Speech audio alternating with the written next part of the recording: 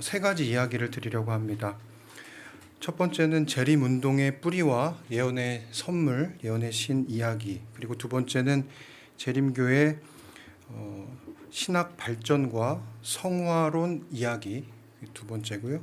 세 번째는 재림교회 선교 확장과 재림전 심판 이야기, 이렇게 세 가지를 여러분들에게 들려드리도록 하겠습니다. 그 첫 번째 시간으로 주제는 재림운동의 뿌리와 예언의 신입니다. 부제목을 제가 적었습니다. 여기 보시는 것처럼 엘렌 화이트는 마지막 시대의 마지막 선지자인가? 라고 하는 것이 이 부제목입니다. 많은 기독교인들이 재림교회를 이단이라고 오해를 하고 있습니다. 어떤 교리적인 차이가 있기 때문에 재림교회를 이단으로 몰아세우고 있는가? 재림교회가 가지고 있는 특별한 정체성 그리고 특수한 교리는 무엇인가? 라고 하는 것을 우리가 잠깐 살펴보면 좋겠습니다. 그 전에 윌리엄 밀러의 이야기를 좀 들려드리고자 합니다. 1820년대 이 윌리엄 밀러라고 하는 한 사람이 전쟁을 마치고 나서 많은 부분 자기의 삶에 큰 전환점을 맞이하게 됐습니다. 죽었다 살아나게 된 이 사람이 신앙을 한번 내가 가져보면 좋겠다라고 하는 생각을 품게 된 거죠. 그 전에 가지고 있었던 그 사람의 어떤 신앙의 개념은 이신론이라고 하는 것이었습니다. 그것은 하나님이 이 세상을 창조하시기만 하고 인간이 어떻게 되든지 그냥 보시기만 하시는 분이라고 하는 그런 하나님으로 이제 알고 있었는데, 보다 내가 성경을 자세히 연구를 한번 해봐야 되겠다. 그리고 하나님에 대해서 좀 더 알아봐야 되겠다라고 하는 결심을 하고, 이 사람이 가지고 있는 성경 사전과 성경을 가지고 성경을 창세기 1장부터 끝까지 연구하는 그 일을 시작하게 됩니다.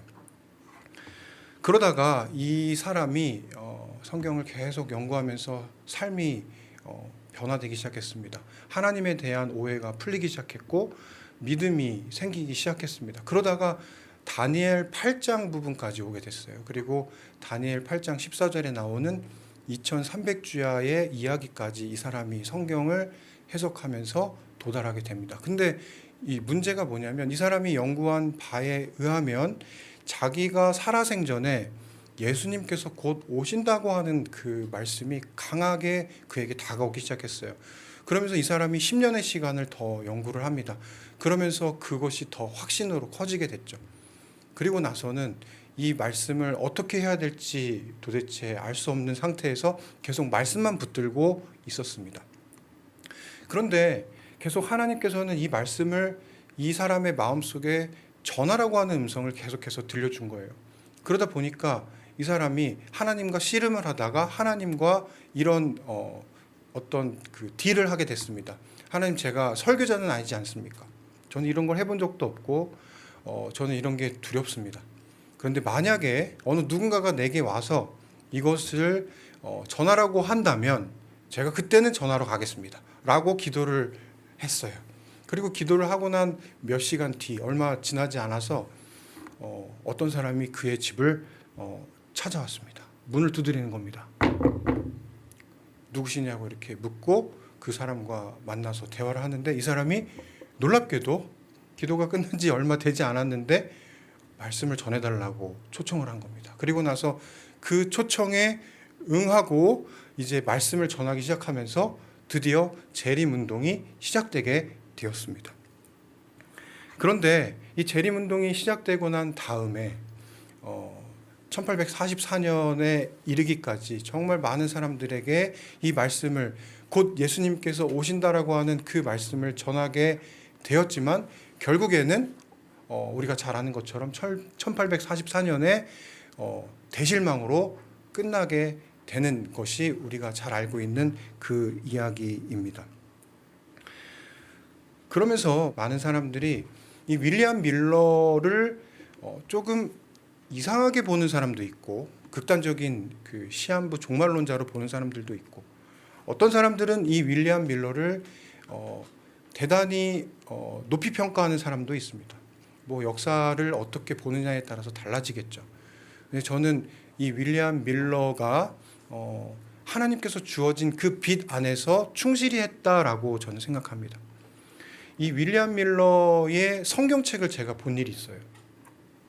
제가 2007년 정도 되는 그때 제가 미국에서 그 대학원을 하고 있었습니다.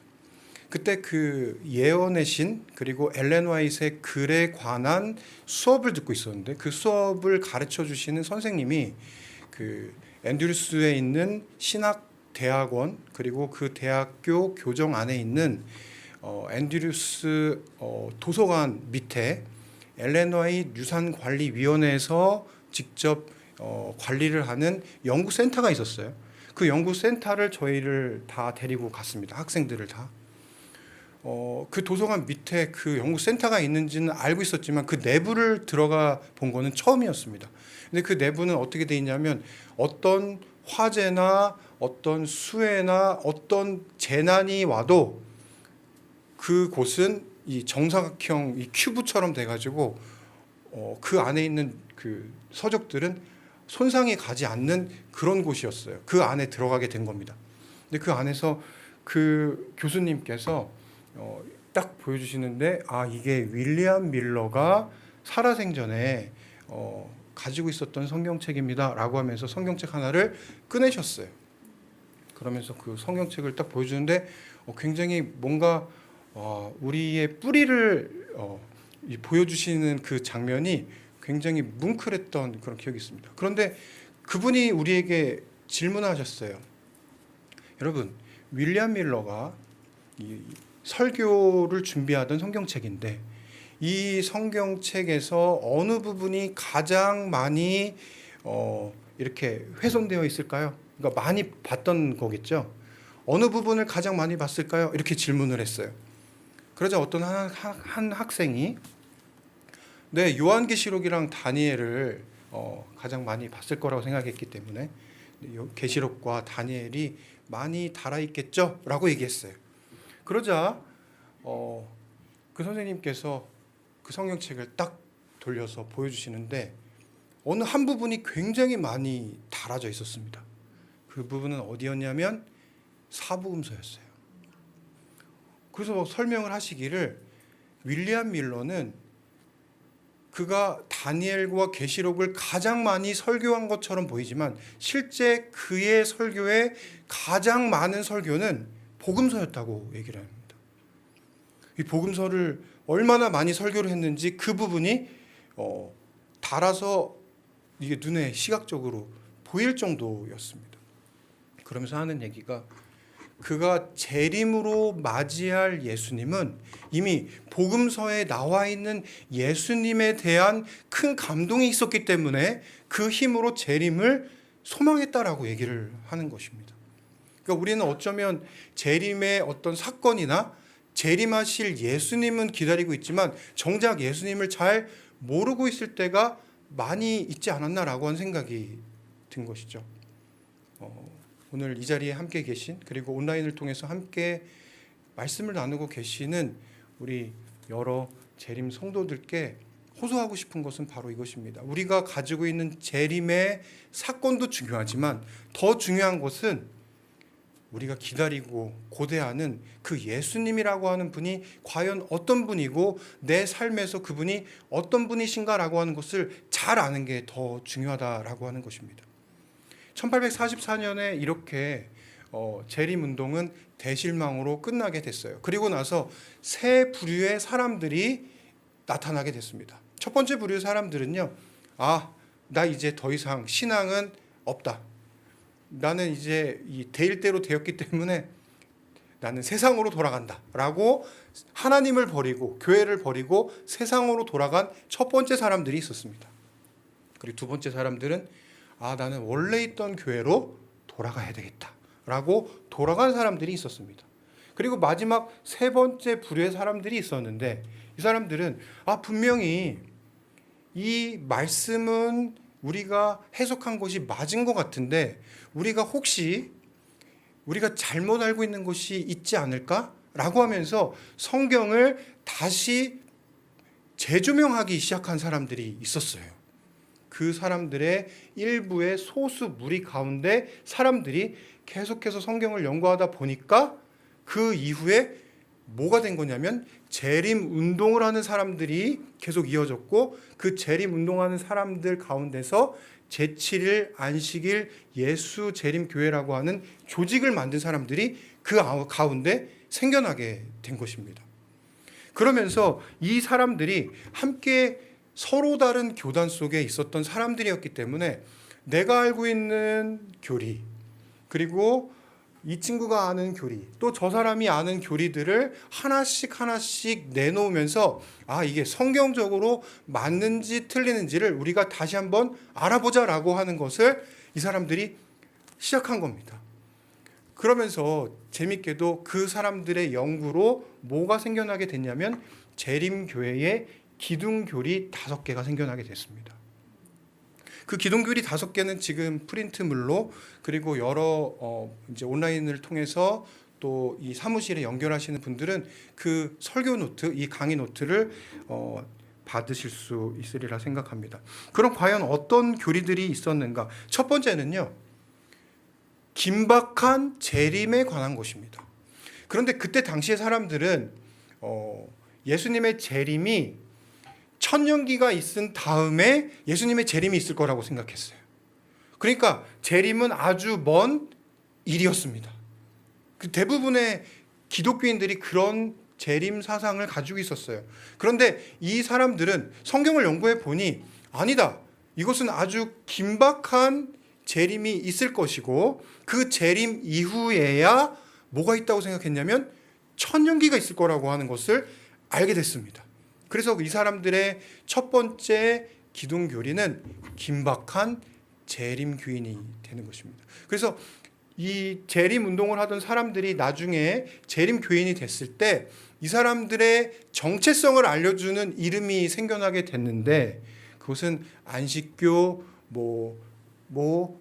이런 게 아니라 애드벤티스트였습니다. 재림을 기다리는 사람들이 이 사람들의 가장 중요한 정체성이 된 것이죠. 그 두 번째는 이 사람들이 그럼 1844년에 예수님께서 이 성소를 정결한다라고 하는 것이 이게 그냥 이렇게 대실망으로 끝났는데, 그럼 도대체 이 사건은 무엇인가? 라고 하는 것을 이 사람들이 연구해 보니 지구가 정결케 되는 것이 아니라 하늘 성소가 정결케 되는 사건이었구나 라고 하는 것을 이 사람들이 성경을 연구하면서 깨닫게 된 거예요. 그러면서 두 번째 교리가 생겨나게 됐는데 그게 하늘 성소 교리가 된 것입니다. 그리고 나서 10대였던 한 여성 소녀가 하나님으로부터 특별한 계시를 받게 돼요. 그리고 나서 그 계시를 받은 그 여인이 하나님으로부터 받은 계시를 영감의 글로 표현해서 쓰고 나누는 일이 생겨나게 됩니다. 그러면서 이 공동체 안에 예언의 선물이라고 하는 세 번째 기둥교리가 채택이 됩니다. 그리고 그 사람들 가운데 어떤 사람들이 있었냐면 대부분의 사람들이 다 유럽에서 이민 온 사람들이잖아요. 그런데 이민 오던 사람들 가운데서 제7일 침례교도라고 하는 안식일을 지키던 사람들이 있었어요. 그런데 그 사람들이 이 공동체 안에서 같이 성경 연구를 하다가 내가 알기로는 성경은 안식일을 지금 얘기하는데 왜 일요일 날 예배를 드리는지 그것은 모순된다라고 하는 얘기를 하자 사람들이 성경 공부를 하다가 보니 정말 성경적 안식일이 제7일이라는 것을 알게 되고 그들의 교리로 받아들이게 됩니다. 그렇게 해서 4가지의 기둥교리가 생겨요. 그런데 문제는 또 뭐냐면 사람이 죽고 난 다음에 천국을 간단 말이에요. 그리고 또 어떤 사람은 지옥을 가요. 이게 대부분의 기독교인들이 가지고 있는 보편적인 사후 사상이었어요. 그런데 이 사람들이 공부를 해보니 그렇게 해서 천국을 가버리게 되면 뭐와 모순이 되냐면, 뭐와 부딪히냐면 예수님이 오실 필요가 없게 되는 겁니다. 이건 성경적으로 맞지 않는다는 것을 이 사람들이 깨닫게 되고, 깨닫게 된 그 사람들이 성경을 통해서 이것을 연구해 보니, 하나님이라고 하는 영원한 생명을 주시는 그 주체와 연결되어 있는 한은 인간은 조건적으로 영원히 불멸하게 된다라고 하는 것을 알게 됐습니다. 그러면서 이 사람들의 다섯 번째 교리가 조건적 불멸설로 채택이 됩니다.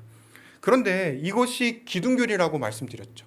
이 건물도 기둥이 있고, 우리 이 온라인으로 방송을 듣고 계시는 그 집에도 다 기둥이 있습니다. 기둥이 하나가 무너지면 어떻게 되냐면 그 집은 완전히 무너져요. 그래서 이 기둥들은요, 서로 연결이 되어 있어요. 만약에 하나의 기둥이 무너지게 되면 다른 기둥은 연쇄적으로 다 연결되어 있기 때문에 무너지게 되어 있습니다. 그렇기 때문에 재림교회 안에서 이 기둥교리 하나라도 거절하거나 그것을 인정하지 않게 되면 뭐 할 가능성이 높냐면, 이 재림 성도로서 오랫동안 생활하실 수 없고, 어느 순간에 나도 모르는 사이에 그 기둥들을 무너뜨리고 다 떠나가 버리게 되는 실례를 여러분들 실제로 보셨으리라 생각합니다. 그렇게 된다는 것입니다. 근데 여기에 한 가지 더 추가할 것이 있어요. 이렇게 기둥교리, 이것을 현대 진리라고 이 사람들이 이제 가르치기 시작했는데, 이 기별을 전하던 전도자들이 몸이 아프기 시작했어요. 너무 과로했고, 그리고 건강에 어떤 기본적인 지식이 없었기 때문에 이 사람들이 대부분 이렇게 일을 하다가 결국에는 건강적으로 문제가 생겨서 집으로 돌아가게 됩니다. 그러자 그 창립자 3명이 있었거든요. 제임스 화이트, 엘렌 화이트, 조셉 베이츠. 근데 이 조셉 베이츠라고 하는 분은 이제 그 중에서 연세가 많으신 분이신데 은퇴하신 선장이었습니다. 근데 이 사람은 특이하게도 그때 당시 미국 안에 절제협회라고 하는 어떤 특별한 건강을 지키는 그런 단체에 소속된 분이셨어요. 평생 어떤 차나 커피, 그리고 채식, 이러한 것들을 지키면서 이제 그 많은 음식들, 그리고 어떤 절제적인 생활을 하면서 자신의 건강을 지키신 분이었어요. 이분이 건강상에 문제가 하나도 없는 겁니다. 연세가 있는데도 불구하고. 그러자 사람들이 당신이 좀 알고 있는 건강의 지식을 우리에게 좀 나눠달라고 하고, 그리고 나서 엘렌 화이트이 그 이후에 하나님으로부터 건강에 대한 기별을 확인받게 돼요. 그러면서 이 재림교회 안에 건강의 라이프 스타일이 바뀌게 됩니다.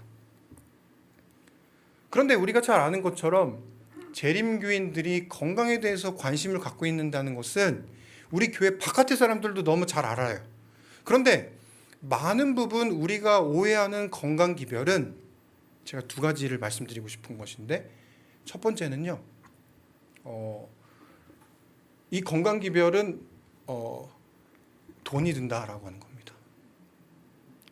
근데 재림교회 건강 기별은 돈이 들지 않아요. 그러니까 사실은 돈이 드는 재림교회 건강 기별을 가르치면 그건 모순되는 겁니다. 하나님이 주신 뉴스타트는 햇빛을 주시고 공기를 주시고 물을 주시고 그리고 휴식을 갖고, 그렇게만 라이프 스타일을 갖춰도 우리가 살고 있는 이 세상의 생활 습관으로 생겨난 질병을 거의 다 치료할 수 있어요. 그런데 거기에 플러스로 뭐가 돈이 들거나 그런 것들이 들어가면 이것은 재림교회가 원래 가르쳤던 건강기별이 아니에요. 그리고 또 하나는 아까 말씀드린 것처럼 조셉 베이츠가 이것을 가르치고 이 사람들이 이것을 수용하게 된 이유는, 그 목적은 선교적인 이유였습니다. 내 건강을 내가 지켜서 100세 이상 건강하게 살다가 이 세상을 그냥 보내고 행복하게 끝내야지라고 하는 게 이 사람들의 관심사가 아니었어요. 재림교회 건강기별은 내가 선교하고 내가 봉사하기 위해서 하나님이 건강을 허락해 주시는 것이지, 내가 잘 먹고 잘 사는 것이 건강의 목적이 되어서는 안 된다는 것이 이 중요한 특징입니다. 이렇게 해서 6가지 건강기별을 포함한 이 재림교회의 기둥 교리들이 생겨나게 됐습니다. 그런데 오늘 이 시간은요, 그 중에서 가장 어떻게 보면 위협을 받고 있고 가장 오해를 받고 있는 예언의 선물에 대한, 예언의 신에 대한 말씀을 드리려고 합니다. 여기 두 번째, 여러분들 받으신 그 프린트물 두 번째 질문을 보면요, 마지막 때 하나님께서 예언의 선물을 보내신다고 하는 성경적 근거가 있느냐? 라고 하는 겁니다. 우리가 선교 사관학교지 않습니까? 그런데 어떤 분이 여기 교회는 성경 외에 뭔가 특별한 뭔가가 있는 것 같은데 그거를 좀 성경적으로 말씀해 주시죠 라고 얘기했는데, 선교 사관학교의 생도가 그걸 답하지 못하면 그 문제가 있겠죠. 이거 그래서 굉장히 중요한 문제이기 때문에 이 부분을 좀 다루도록 하겠습니다. 마태복음 24장 11절 24절에 보면요, 마지막 시대에 거짓 선지자가 출현한다고 성경은 분명하게 말하고 있어요. 그러면 상식적으로 생각해 보세요. 거짓 선지자가 있다는 얘기는 뭐가 있다는 뜻입니까? 참 선지자가 있다는 뜻을 얘기합니다. 마지막 시대에 참 선지자가 있다. 요엘서 2장 28절 31절에 보면요, 이것은 마지막 시대에 하나님께서 늦은 비 성령을 부어주신다라고 하는 그런 말씀인데요, 그 늦은 비 성령의 폭발적인 예언의 선물이 있을 것을 성경은 말하고 있습니다. 그리고 계시록 12장 17절에 보면 마지막 시대에 남은 자손이 등장하죠. 근데 그 특징은 하나님의 계명을 지키고 뭐를 가지고 있대요? 예수의 증거를 가지고 있다라고 얘기합니다. 근데 그것을 계시록 19장 10절에 보고 계시록 22장 9절에 확인해서 비교해 본 결과 예수의 증거, 예언의 신은 곧 선지자라고 하는 것을 알 수 있습니다.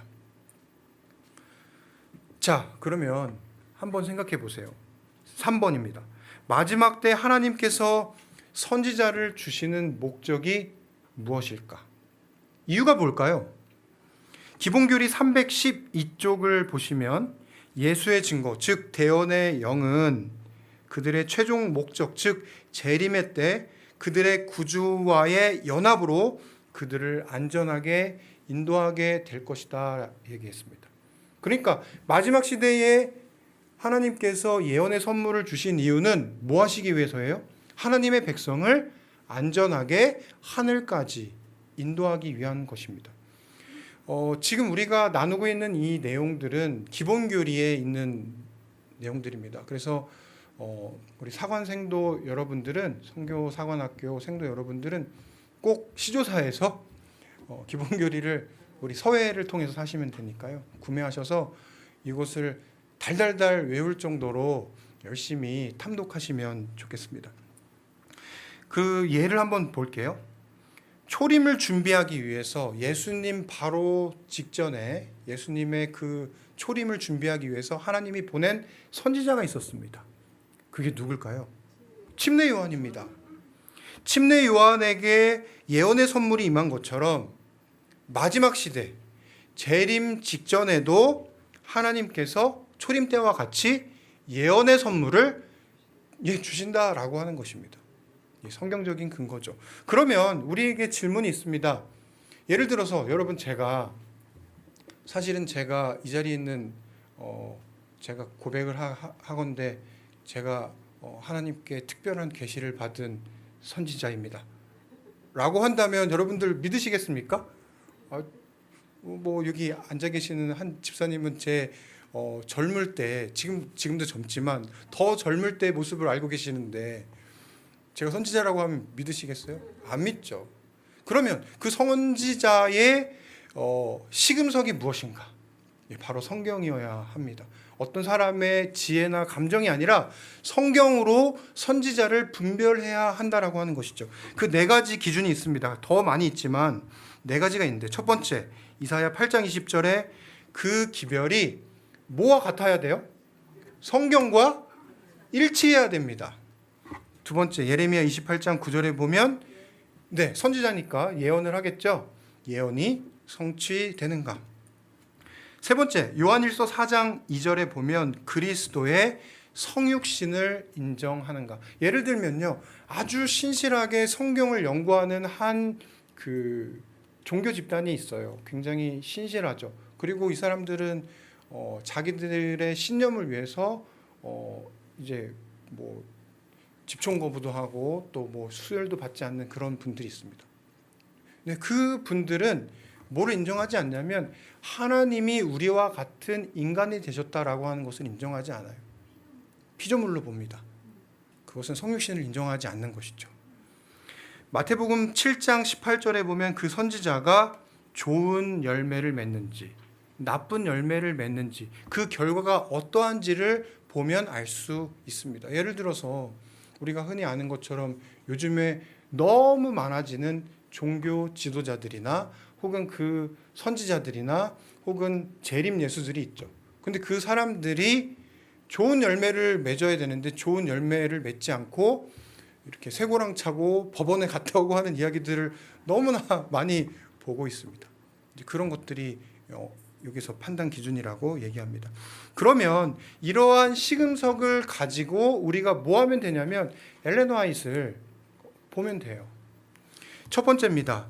성경과 일치하는 그녀의 풍부한 저술들은 자주 상세한 강해가 곁들여져서 수만 개의 성경절을 포함하고 있다. 제가 한 가지 이야기를 좀 들려드리고 싶은데요. 어떤 한 개신교의 목사님이 책을 내셨어요.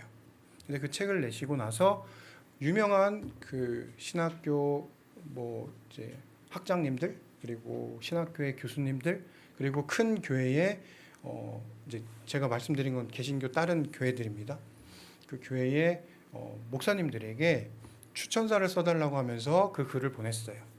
근데 그 분들이 쓴 추천사의 글을 보니 이거는 하늘의 영감을 받지 않으면 쓸 수 없는 글입니다 라고 그렇게 추천서를 다 대부분 그렇게 쓰셨어요. 그런데 뒤늦게 알고 봤더니 그 책이요, 엘렌 화이트가 쓴 십자가의 여정 있죠. 예수님께서 돌아가신 십자가의 여정을 뭐뭐였다를 뭐뭐였습니다만 바꿔서 자기 책으로 낸 거예요. 제가 뭘 말씀드리려고 하는 것이냐면 편견과 어떤 자기의 선입관을 버리고 엘렌 화이트의 글을 읽게 되면 이런 반응이 나와요. 이건 영감의 글로 하나님께서 주신 특별한 어떤 메시지로 쓸 수밖에 없는 글이구나라고 받아들이게 됩니다. 편견과 선입관만 없어지면 말이죠. 그런데 실제로 그녀의 글을 읽다 보면 성경과 일치되는 것을 우리는 확인할 수 있습니다. 두 번째, 엘렌 화이트는 사실 많은 예언을 하진 않았습니다. 그런데 대표적인 예언이 두 가지가 있었는데 첫 번째는 현대 강신술의 출현입니다. 우리가 잘 아시죠? 지금 드라마나 영화에서 강신술 빼놓고는 거의 없다라고 드라마 볼 게 없다라고 할 정도로 너무 많이 보편화됐는데 그때 당시 엘렌 화이트는 이것에 대한 예언을 했었습니다. 그리고 미국은 로마 가톨릭을 피해서 신교도들이 넘어왔는데 희한하게도 개신교가 로마 가톨릭과 밀접한 행동을 하는 것을 예언했는데 지금 그 예언의 성취가 이루어진 것을 우리는 볼 수가 있습니다. 세 번째, 그리스도의 성육신에 대한 인정을 대표적인 저술로 보여준 것이 시대의 소망과 정로의 계단입니다. 우리 잘 아는 것처럼 예수님께서 하나님이시지만 어떻게 이 땅에 오셨고 어떻게 우리에게 생명을 주셨고 어떻게 우리의 모본이 되셨는지를 잘 보여주는 말씀입니다. 네 번째, 그 열매죠. 결과입니다. 그녀의 봉사 끼친 영향은요, 전 세계적인 재림 운동이라고 하는 선교의 원동력이 되었고요. 그리고 우리가 얼마 전에 그 코로나로 굉장히 그 어려움을 겪었죠. 지금도 뭐 마스크 다 끼고 계십니다. 바깥에서는 다행히 지금 운동할 때 마스크를 벗고 다닐 수 있지만 여전히 예배 드릴 때는 마스크를 끼고 있습니다. 그런데 재림교회 병원이 원래 지금은 36 서울병원, 36 부산병원이지만 원래 병원 이름이 뭔지 아십니까? 위생병원이에요. 그만큼 위생에 대한 부분을 엘렌 화이트이 강조했어요. 그러니까 그때 당시 위생에 대한 개념이 없었던 시대에 그 위생이 얼마나 중요한지, 예를 들면 아주 간단하게도 손을 씻는 것이 얼마나 중요한지, 그리고 채식하는 것이 얼마나 중요한지, 이런 것들을 가르쳤는데, 지금 이제 와서는 이것들이 예전에 한 20년, 30년, 40년 전만 해도 너무 유난 떤다. 채식 너무 극단적인 거 아니냐라고 하지만 대부분의 사람들이 오히려 이런 라이프 스타일이 훨씬 더 훌륭한 건강을 지키는 방법이라고 하는 것을 인정하고 있습니다. 그리고 대표적인 저술인 정로의 계단이 정말 많은 사람들에게 지금 읽혀지고 있고 2천만 권 이상이 보급이 되었고, 또 앤드루스 교회 성장 연구소에서 한 10년 동안 엘렌 화이트의 글을 읽도록 했던 많은 사람들이 어떤 삶의 변화를 겪었는지를 놓고 보았을 때 정말 그 열매가 좋은 열매인지 나쁜 열매인지를 우리는 확인할 수 있습니다. 제가 한 가지 더 이 재림교회 역사 시간이니까 관련돼서 한 가지 말씀드리면, 엘렌 화이트는 창립자 중에 한 명이죠. 그리고 하나님으로부터 특별한 어떤 계시를 받고 영감의 글을 쓰신 분이기 때문에 우리 교회 안에서는 굉장히 중요한 역할을 어떻게 자리를 차지할 수 있습니다. 그러나 평생 동안 어떤 직함을 갖지 않았어요. 자리를 갖지 않았죠. 대부분의 종교 지도자들 그들이 조금 지나면 선지자가 되고, 그리고 나서 조금 지나면 자기가 재림 예수가 되고 교단을 자기 것으로 만드는 주인이 돼버리죠. 근데 엘렌 화이트는 철저히 교회를 섬겼습니다. 그런데 대총회와 사이가 안 좋을 때가 있었어요. 그때 대총회가 엘렌 화이트를 다른 곳으로 유배를 보냈어요. 거기 어디냐면 호주입니다. 근데 그 호주로 갈 때 엘렌 화이트이 교단에 어떠한 반대되는 말도 하지 않았어요. 하나님께서 세우신 이 교회에 대해서 함부로 말하지 않는 것입니다. 그리고 자기가 충분히 그러한 얘기를 할 수 있는 스피커였지만 순종했습니다. 그런데 그 복을 누가 받았는지 아십니까? 호주가 받았어요. 호주에 아본데일 대학이 생겼고요. 그 속에 믿음의 공동체가 생겨서 지금도 많은 사람들이 그 안에서 재림신앙을 하고 있습니다. 자, 6번으로 넘어가겠는데요. 이건 오늘 이 강의의 이번 첫 번째 1강의 가장 핵심이 되는 부분입니다. 그럼 엘렌 화이트는 마지막 시대의 마지막 선지자인가? 라고 하는 것입니다. 여러분 어떻게 생각하세요? 이 자리에 계신 분들, 그리고 방송을 통해서 보시는 분들, 엘렌 화이트이 마지막 시대의 마지막 선지자일까라고 하는 겁니다. 그런데 요엘서 2장 29절에 보면 내 신호로 남종과 여종에게 부어준다고 했습니다. 이것은 복수죠.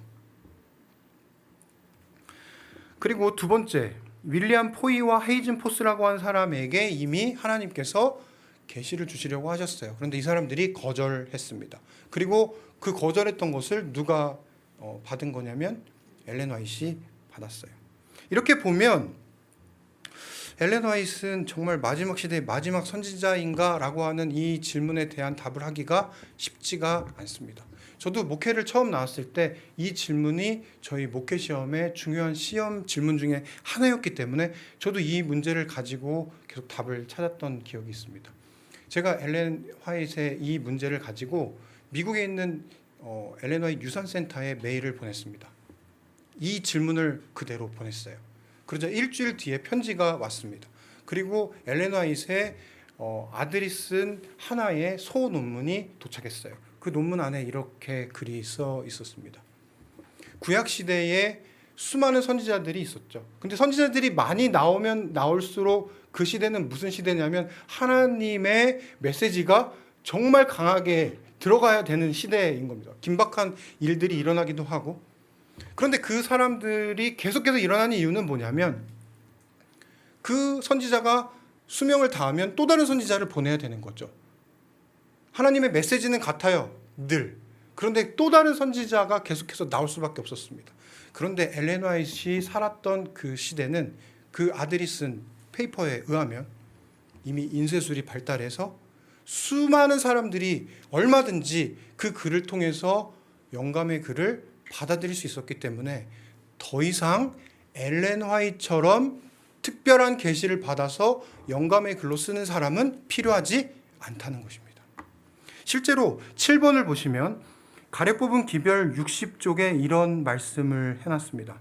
이 글을 읽기 전에 제가 한 가지 재림교회 역사를 하나 더 말씀드릴게요. 6-3번으로 돌아가서요.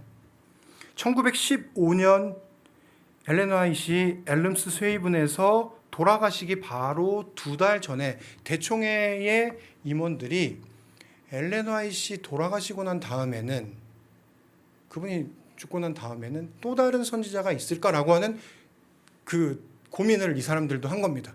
그리고 엘렌 화이트에게 질문했어요. 또 다른 선지자가 있겠습니까? 그때 엘렌 화이트이 그 사람들의 질문을 받아서 바로 아무 말 없이 한 곳을 가리켰습니다. 근데 그 한 곳을 가리켰던 그 손끝에는 책장이 있었고 그 책장 안에는 하나님께서 계시를 베풀어서 그녀가 영감을 가지고 썼던 그 글들이 그 책장에 빼곡하게 가득 담겨져 있었어요. 그리고 가력 뽑은 기별 60쪽 7번에 보면 이렇게 얘기합니다. 이 마지막 날에 살고 있는 우리 백성들은 작은 빛을 받아왔습니다. 저의 생명이 오래 지탱되든 안 되든 간에 저의 책들은 계속적으로 말할 것이며 세월이 지속되는 한 그것들이 해야 할 사업은 전진할 것입니다. 비록 제가 오래 살지 못할지라도 주님께서 저에게 주신 이 말씀들은 계속 살아서 백성들에게 권면할 것입니다. 이렇게 얘기했습니다. 여러분 한번 생각해 보세요. 이 마지막 시대에 한 명의 선지자만 보내면 하나님은 손해일까요? 손해가 아닐까요? 손해예요. 그런데 엘렌 화이트와 같은 역할을 또 다른 사람이 할 필요는 없어요. 그러면 엘렌 화이트를 통해서 계시와 영감의 글을 하나님께서 이미 주셨다면 그 글을 가지고 있는 백성들이 그 글을 읽고 삶이 변화되고 그 삶이 변화된 것을 가지고 세상 속에서 살아가고 전하게 된다면 한 명이 아니라 몇 명의 선지자가 있게 되는 거예요? 예. 수백만, 수천만, 그보다 더 많은 선지자가 이 세상을 가득 채우게 되는 것입니다. 그 더 많은 역할들을 하게 되는 것이죠. 그렇다면 이 선교 사관학교에 오신 이 자리에 오신 분들 그리고 온라인을 통해서 함께 말씀을 나누고 계신 분들이 하나님께서 주신 이 큰 빛인 성경과 이 마지막 시대에 주어진 예언의 선물을 읽고 삶이 변화되고 그것으로 믿음이 강해져서 더 많은 사람들에게 봉사하고 선교하게 된다면 어떻게 될까요? 예수님의 재림은요, 순식간에 임하게 될 것입니다. 우리가 코로나를 통해서 배웠잖아요. 예, 이렇게 빨리 전염병이 돌아? 그러면 하나님의 말씀도 이렇게 빨리 전해질 수 있는 거예요. 뭐가 준비만 되면요? 예, 하나님께서 세우신 우리 선교사관학교, 하나님께서 세우신 재림성도가 준비만 된다면 하나님은 언제라도 하실 수 있습니다. 이 선지자들의 공통된 메시지는 똑같습니다. 구약시대나 신약시대나 마지막 시대 똑같습니다. 너희가 어느 때까지 두 사이에서 머뭇하려고 하느냐? 회개하라. 천국이 가까웠다. 옛날에 왕이 다니던 길을요, 그냥 왕이 가면 막 이렇게 울퉁불퉁한 길을 평평하게 만드는 일이 있었습니다. 그래서 그 우묵하게 패인 곳을 메꾸고, 그리고 올라간 곳을 이렇게 평탄화시켜서 왕이 편안하게 가시도록 하는 거예요. 초림 때 침례 요한이 그 일을 했죠. 그러면 그 일은 엘렌 화이트 한 명뿐만이 아니라 누가요? 예, 이 자리에 있는 우리들, 그리고 말씀을 함께 나누고 있는 온라인의 수많은 하나님의 백성들이 이 일을 함께 하도록 부르고 계시는 것입니다. 제가 또 이제 정말 말씀을 이렇게 경청해 주시는 분들을 딱 이렇게 보다 보니까 한 가지 이야기가 더 생각이 났어요. 1858년에 엘렌 화이트이 아주 초기에 계시를 받은 경험입니다. 그때 그 계시는 뭐였냐면 대쟁투 이상이었어요. 깜짝 놀랐습니다. 그리고 두려웠어요. 그 전까지는 대쟁투 사관, 대쟁투 이상이라는 것을 알지 못했습니다. 그런데 하나님께서 보여주시는 선과 악의 대쟁투가 아주 생생하게 일어나는 그 장면을 이 엘렌 화이트 소녀에게 보여주신 거예요. 그런데 사단이 모르는 게 있어요. 어느 누가 하나님으로부터 이런 특별한 계시를 받은지 잘 몰라요. 그리고 누가 그 계시를 받았는지 알게 돼도 어떤 계시를 받았는지는 사단은 그 사람의 속마음을 모르기 때문에 모르는 거예요. 그런데 이 소녀가 특별한 계시를 받게 됐다라고 하는 것은 사단이 알게 된 거예요. 그리고 이 특별한 계시를 받고 집에 돌아가는 날에 기차가 전복되는 사고가 일어납니다. 그리고 엘렌 화이트는 느꼈어요. 아, 이 말씀은 사단도 두려워하는 말씀이구나. 그리고 하나님께서 이것을 글로 쓰도록 만드셨습니다. 그래서 만들어진 책이 대쟁투 총서입니다. 그래서 대쟁투 총서의 하이라이트는 어느 것이냐면 마지막 각 시대의 대쟁투예요. 엘렌 화이트이 목숨을 바쳐서 썼던 책이기도 하죠. 근데 그것을 오늘 누가 가지고 있는 것이냐면 바로 성교 사관학교 그리고 재림 성도가 가지고 있는 것입니다. 근데 이것을 우리만 가지고 그냥 책장에 꽂고 묵혀둔다면 그것은 사단이 원하는 길이겠죠. 다시 한번 하나님께서 우리 모두에게 예언의 선물을 주신 그 목적과 이유를 분명히 알고 그 특권을 가지고 우리가 재림의 기별을 온 땅에 전하게 되기를 간절히 바라면서 1강을 마치도록 하겠습니다. 두 번째 시간은 재림교회 신학 발전과 성화론 이야기입니다. 재림교회 역사는요, 사실은 재림교회 교리의 역사이기도 합니다. 그러니까 재림교회 신학은 지금 2022년에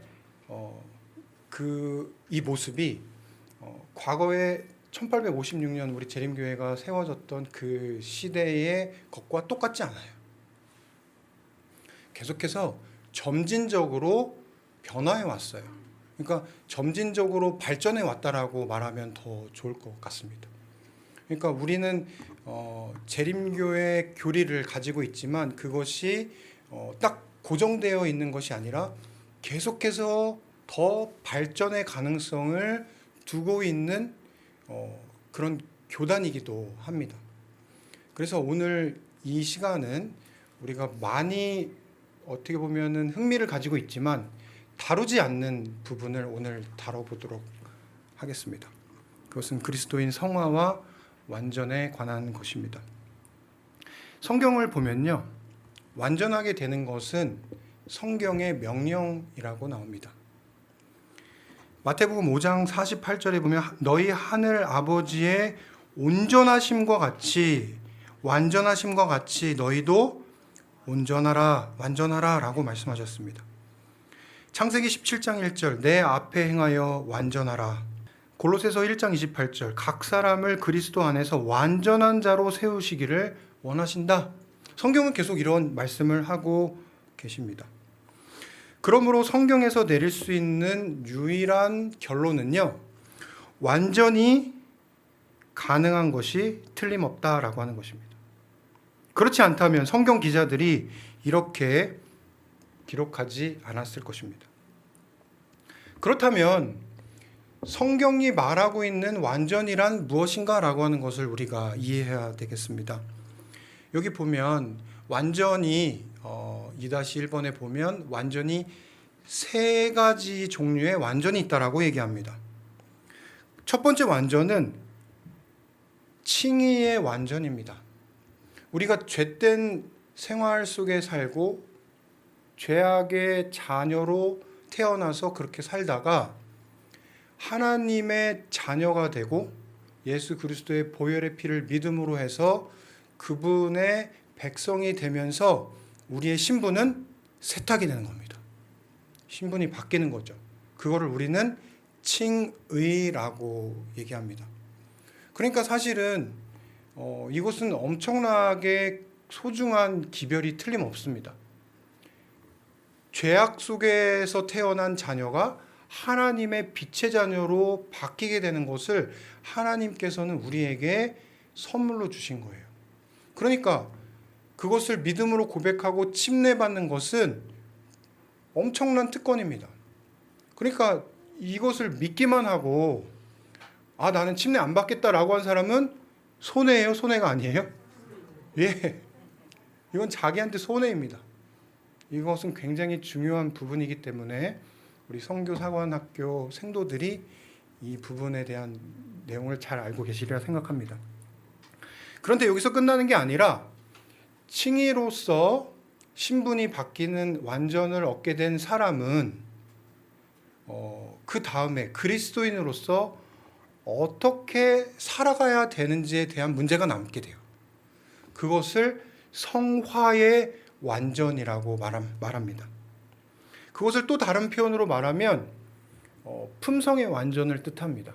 예를 들어서 제가 지난주에 제 아내와 다퉜어요. 그리스도인이 다투면 됩니까? 안 됩니까? 다툴 수도 있겠죠. 그런데 우리는 하나님의 자녀가 되었기 때문에 뭐 하도록 계속해서 우리 스스로를 하나님의 빛 안에서 훈련하고 교정해야 되냐면 품성을 바꾸는 일을 하나님께서 하시도록 맡겨야 됩니다. 그것을 하지 않으면 그냥 칭의 상태에서 머물러서 20년, 30년 교회 생활을 했지만 직원회 때 서로 공격하고 상처 주고 싸움하게 돼 있어요. 그러니까 다시 말해서 신앙을 하면 할수록 더 성화된 사람으로 살아가는 것, 그것이 이 두 번째입니다. 그리고 예수님께서 재림하시게 되면 우리의 몸은 지금 아픈 분들도 계시고 또 마음이 아프고 몸이 아프고 또 그런 모든 것들이 다 완전하게 되는 일이 벌어지게 됩니다. 특별히 몸이 완전하게 되는 거예요. 그때 되면 아까 질문해 주셨던 어떤 우리 생도 선생님께서 말씀해 주신 것처럼 하나님과 연결되어 있기 때문에 그 사람은 계속해서 완전한 삶을 살게 되는 것이죠. 이렇게 3가지 완전이 있습니다. 그런데 문제는요, 완전을 잘못 이해하는 사람들이 교회 안에 많다라고 하는 것입니다. 그럼 어떤 부분 완전을 잘못 이해하는가? 여기 보니까 완전하기 때문에 어떤 일을 하든지 옳고 거룩하다라고 하는 도덕이 아예 윤리가 없는, 나 완전하게 됐으니까 이제 그런 것들을 다 떠나서 사는 거야 라고 얘기하는 사람들이 있는 것이고, 두 번째는 완전한 의를 가지면 아프지도 않다, 병들지도 않는다 라고 하는 그런 물질적인 완전을 추구하는 사람들도 있습니다. 세 번째는 우리 교회에 많이 있는 케이스인데요. 완전을 위해서 지켜야 할 행함의 목록들이 많아진다. 저는 이것을 부정적으로 생각하지는 않아요. 그러나 이것이 자칫하면 율법주의로 흘러갈 수 있다라고 하는 것을 우리는 주의해야 되겠습니다. 그리고 재림교회 바깥에, 특히 한국의 거의 한 60%가량은 다 장로교인이거든요. 장로교인들은 칼뱅이라고 하는 사람의 가르침을 아주 성경 다음으로 중요하게 여기죠. 근데 그 칼뱅은 칭의는 강조했지만 성화는 강조하지 않았어요. 그래서 이 칼뱅의 이 종교개혁자였던 칼뱅의 신앙 사상을 받아들인 교회들은요, 예를 들어서 어떤 목회자가 있는데 목회자가 어떤 돈과 성적인 스캔들이 일어났는데도 불구하고 우리는 이미 하나님께서 구원하신 백성이기 때문에 이런 성화에 대한 윤리적인 부분을 그냥 간과하고 그냥 마음대로 또 다시 목회하고 하는 이야기들이 많이 있습니다. 이제 그런 이야기가 이 네 번째가 되겠습니다. 그런데 다시 여기 본문으로 돌아가서 3번에 보시면 마태복음 5장 48절의 완전은 나중에 성경을 직접 찾아보시면 좋겠습니다. 43절에서 47절의 문맥을 따라서 읽어보게 된다면 아버지께서 온전하신 것처럼 완전하게 되는 것이고 이것은 곧 자신의 원수까지도 사랑하는 아가페 사랑을 의미합니다. 여러분, 원수가요, 멀리 있는 사람이 원수가 될 수 있을까요? 멀리 있는 사람은 절대 원수가 될 수 없어요. 원수는 가장 가까이에 있습니다. 그게 자신의 배우자일 수 있고 자녀일 수 있고 동료일 수 있고 친구일 수 있습니다. 그런데 정말 미워하게 됐어요. 근데 그 미워하게 된 사람을 요 성경절은 뭐라고 얘기하냐면 아가페적으로 사랑하라 얘기합니다. 그게 뭐라고 얘기하냐면 온전 완전이라고 얘기합니다. 다음요, 마태복음 19장 16절에서 21절을 보시면 같은 맥락입니다. 내가 온전하고자 할진대 내 소유를 팔아서 가난한 자들에게 주라. 여기서도 온전은 사랑과 같은 의미를 가지고 있습니다. 그래서 성경의 완전은 행함의 목록을 만들어가는 어떤 소극적인 완전이 아니라 누군가를 대상으로, 원수죠, 적극적인 사랑을 나누는 그런 더 특징을 가지고 있는 완전을 뜻하고 있습니다. 즉 품성의 완전은 다름 아닌 사랑의 실천을 뜻하는 것이죠. 여기 그 성경을 이 성경은 이제 신약이라고 하는 그 책은 헬라어로 돼 있죠. 근데 그 헬라어의 이 완전은 텔레이오스라고 하는 뜻을 이 표현을 하고 있는데 이것은 목표물에 조준을 해서 그 목표물에 도달한다라고 하는 뜻을 가지고 있습니다. 관역에 맞추다. 다시 말해서 하나님께서 사람을 만드신 목적이 여기에 있는데 그 목적에 맞게 된다면 그게 온전하게 되고 완전하게 되는 것입니다. 다시 말해서 사람들이 하나님이 사람을 만드신 목적, 즉 사랑하게 되는 것, 사랑의 관계를 유지하는 것, 그것이 완전이라고 성경은 말합니다. 그러니까 텔레이오스의 또 다른 의미는 죄 없는 이라고 하는 것이 아니라 성숙한 이라고 하는 뜻을 가지고 있습니다.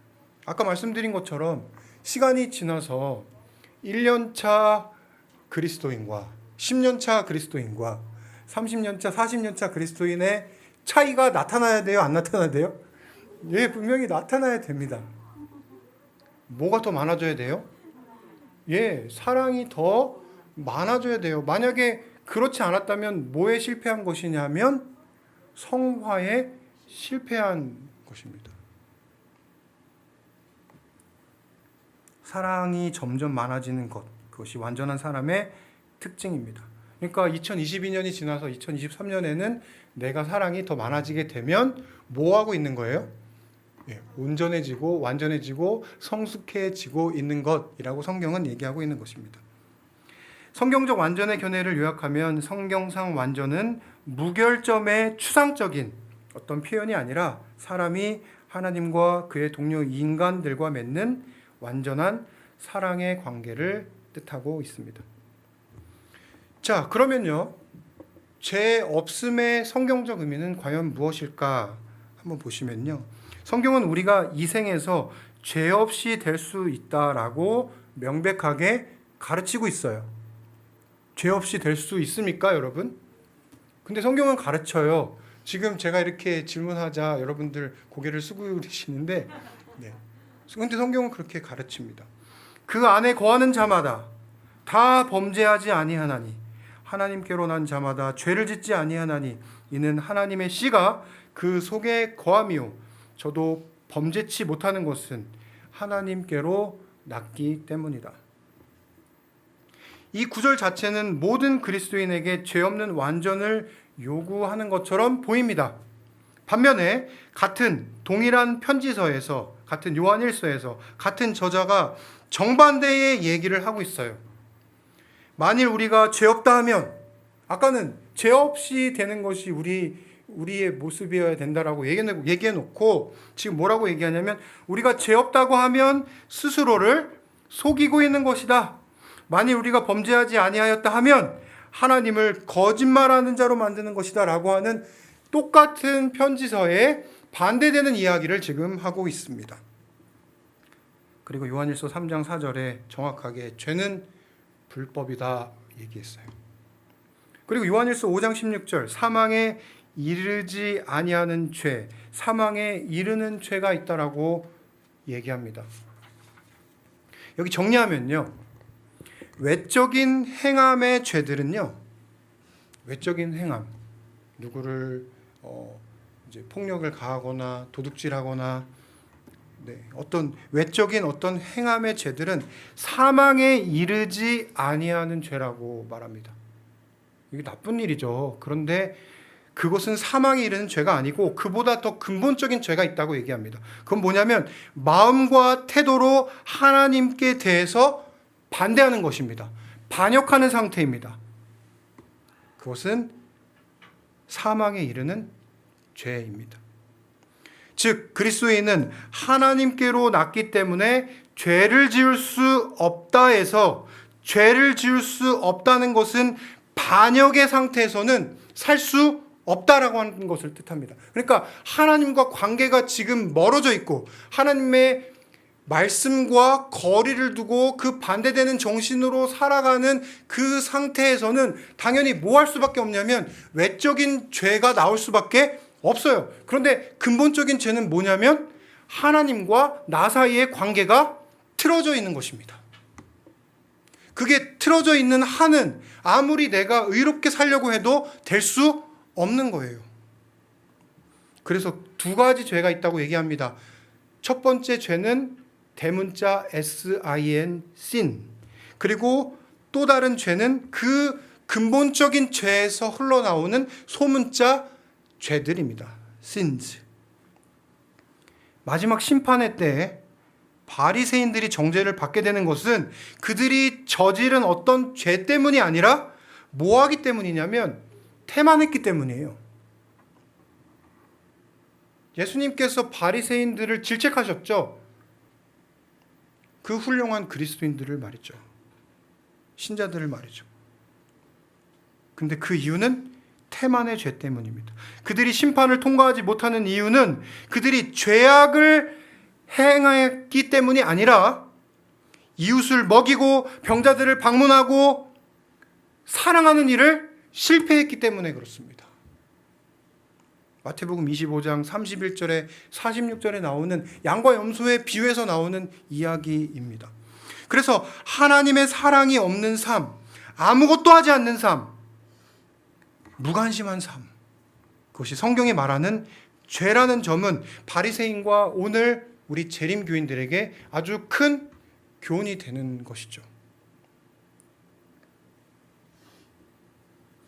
계속해서 정리해 간다면 완전과 죄 없음이란 하나님과의 온전한 관계를 뜻합니다.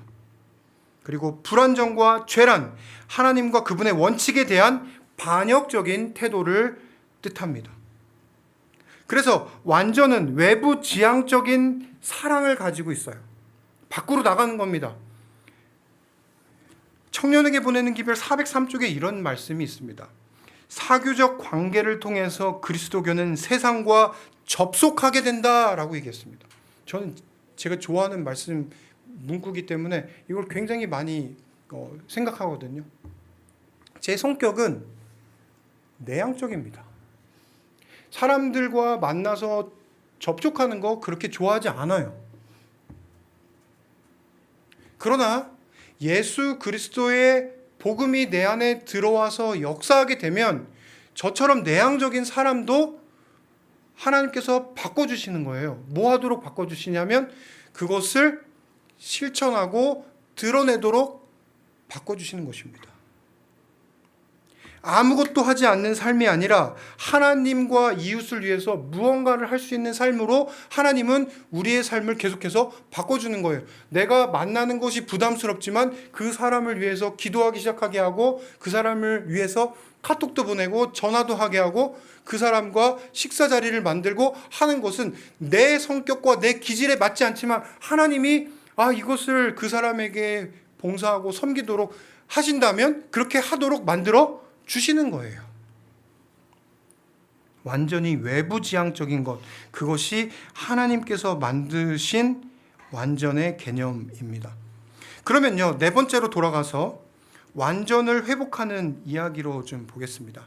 우리가 아는 마틴 루터라고 하는 종교 개혁자는 믿음으로 말미암는 칭의 교리를 세운 사람입니다. 그 과업은 정말 대단하죠. 그런데 그 당시에 그 사람에게 주어진 빛은 그게 다였습니다. 그게 워낙 중요했고 또 그게 필요했기 때문에 하나님은 거기서 그것을 멈추셨어요. 그런데 그 이후에 존 웨슬리라고 하는 사람이 나와서 칭의 이후에는 성화, 거룩하게 됨, 완전하게 되는 삶에 대한 교리를 확립시켰는데 그것은 존 웨슬리라고 하는 감리교 창시자가 전한 것입니다. 근데 그 감리교 출신이었던 엘렌 화이트 그리고 또 초창기에 재림운동을 했던 많은 사람들이 이 개념을 수용했어요. 그때 당시 어떤 분위기였는가? 18세기를 지나면서 사람들이 칭의를 강조하면 정말 은혜의 강조이긴 하지만 사람들이 뭐가 없냐면 성화, 거룩하게 되는 삶, 도덕적인 삶, 윤리가 깨어지게 되는 겁니다. 도덕이 폐기되는 그런 사회의 풍조를 보게 됐어요. 그래서 성화에 대한 노선을 다시 재정립해야 할 필요가 생기게 된 것입니다. 그 일을 누가 했냐면 감리교 창시자였던 웨슬리가 했습니다. 그 웨슬리의 사상을 우리가 많은 부분 수용했기 때문에 지금 이것에 대한 이야기를 지금 담고 있습니다. 웨슬리는 4-3입니다. 죄 없는 것으로 그 완전을 생각하지 않았다. 그는 완전을 마음 가득 채우고 모든 언행을 지배하는 순결한 사람으로 그것을 정의했다. 즉 완전이란 충만한 사랑의 상태이다. 이렇게 얘기했습니다. 칼빈주의자들, 장로교인들은 완전을 바라면서도 인간은 재림 전에 완전할 수 없다라고 가르칩니다. 그러나 반면 웨슬리와 그 웨슬리주의자들, 우리 재림교회를 포함한 이 사람들은요, 이 땅에서도 완전할 수 있다라고 가르칩니다. 다시 말하지만 웨슬리의 완전은 불완전하지만 완전할 수 있다는 것입니다. 좀 이상하죠? 완전은 죄 없음이 아니라 즉 그의 완전의 이론은 절대적인 어떤 하나님과 같이 되는 수준의 완전이 아니라 상대적인 완전을 뜻합니다. 다시 말해서 하늘나라 가서도요, 하나님이 계시는 하늘나라 가서도 이 땅에서 도달한 완전이 끝나는 게 아니라 하늘나라 가서도 계속해서 완전을 향해 나아가게 되는 것입니다. 완전한 절대적 존재자는 누구밖에 없어요? 하나님밖에 없어요. 그 하나님과 같이 될 수는 없습니다. 그러나 우리는 그분의 피조물로서 그분의 자녀로서 계속해서 하나님을 닮아서 하나님께 나아가는 성장을 하게 되는 것입니다. 이것은 영원한 생명 속에서도 이루어지지 않아요. 그러나 계속해서 뭐 하게 되는 거예요? 예, 전진하게 되는 것입니다.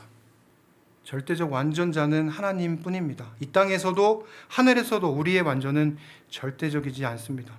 평생, 그리고 하늘에서조차도 계속해서 자라나는 역동적인 과정이 바로 그리스도인의 성화와 완전입니다. 제 작은 경험을 하나 들려드리고자 합니다. 제가 있었던 한 교회에서 바로 옆 교회로 제가 주말 부흥회를 하게 됐어요. 그냥 바로 옆 교회니까 같은 지역권이잖아요. 불과 한 15분 정도밖에 거리가 되지 않는 아주 가까운 거리의 교회였습니다. 그런데 그 교회에서 설교를 하기 바로 얼마 전에 어떤 한 분이 저희 집을 찾아왔어요. 저는 이제 교회 사택에 살고 있었죠. 그분은 계속 일주일에 한 번 정도는 반드시 저희 집에 문을 두드립니다. 딱 나가보면 그분이 계세요. 근데 그분은 노숙자셨습니다. 제게 돈을 달라고 하시기도 하고 양말을 달라고도 하고 어떤 때는 신발을 달라고 하고 뭔가를 계속 달라고 하세요. 그래서 제가 저는 또 그리스도인이고 또 하나님의 자녀이고 또 계속해서 성화를 향해서 가는 사람이니까 이제 선행을 해야 되잖아요. 그래서 기쁜 마음으로 이제 제 그거를 드렸어요. 그런데 그렇게 딱 받으면 감사합니다 이렇게 인사를 해야 되잖아요. 그런데 이분이 인사를 안 하고 그냥 바로 돌아서 가는 거예요. 그렇게 하기를 계속 뭐 한 주도 아니고 아주 거의 뭐 1년 가까이 그랬어요. 제가 마음속에 이렇게 감사하는 마음도 없는 사람에게 이런 걸 주고 싶지 않은 마음이 생긴 겁니다. 그래서 하루는 그분이 딱 오셨는데 제가 그분에게 굉장히 좀 무례한 건 아니지만 마음의 사랑이 없이 그분을 대했어요.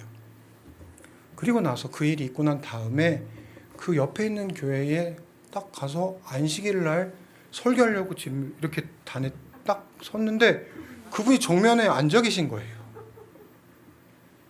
그 순간에 저의 모습을 알고 계시는 하나님이 계시잖아요. 그리고 저의 모습을 알고 있는 그분이 지금 저를 보고 계세요. 설교를 못 하겠는 거예요. 도저히 우리 설교자들이 하는 설교는 다 하나님의 사랑이잖아요. 근데 이게 하나님의 사랑 이야기를 꺼낼 수가 없는 그런 막막함과 양심의 가책과 그게 막 그때 이제 설교를 바로 하기 직전에 기도할 수 있는 시간이 있어서 하나님께 기도했어요. 하나님, 저 어떻게 하면 좋습니까? 그러자 하나님께서 제게 이렇게 말씀하시는 것 같았어요.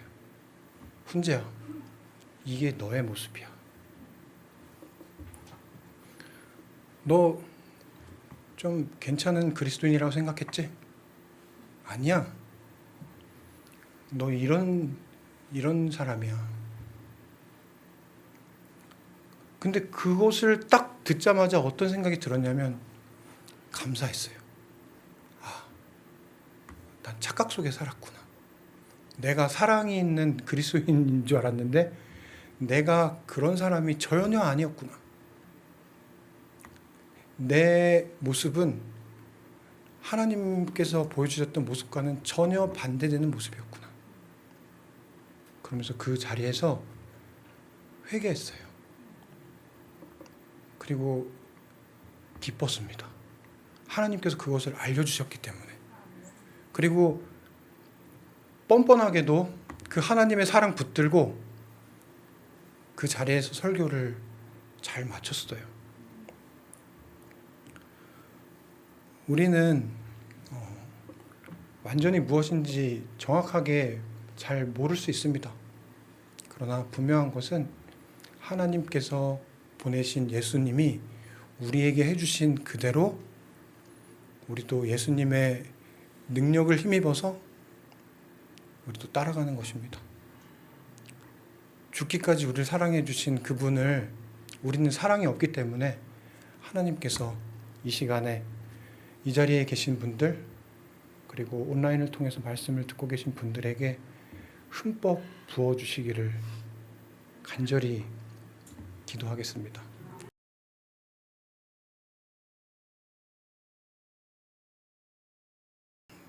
재림교회는요,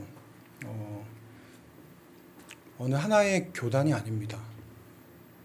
그러니까 예를 들어서 이미 여러 교단들이 있는데도 불구하고 굳이 하나의 교단이 생겨날 필요는 없겠죠. 그래서 재림교회는 교단이 아니라 운동입니다. 이 운동은 어떻게 보면 교파를 초월하기도 하고 그것을 넘어서기도 합니다.